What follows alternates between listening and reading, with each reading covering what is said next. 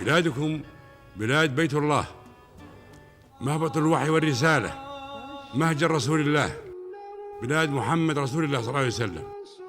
بلاد اعتزت بهوية الإسلام وفتحت أبواب السلام وأسست دعائم التعايش والوئام، اختارت الاعتدال مسارا وبنت من التسامح منارا لتسطر المجد بإيمان متين وفكر مستنير وعزم لا يلين، قيم أصيلة تتعالى في كل حين ورؤى تضيء على مر السنين وتشرف بخدمة الحرمين الشريفين.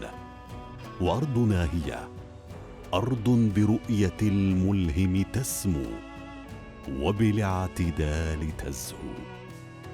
أننا حريصين أشد الحرص على حماية هويتنا وقيمنا التي هي امتداد لمسيرة أجدادنا وآبائنا، وهي صورتنا الثاقبة في العالم أجمع.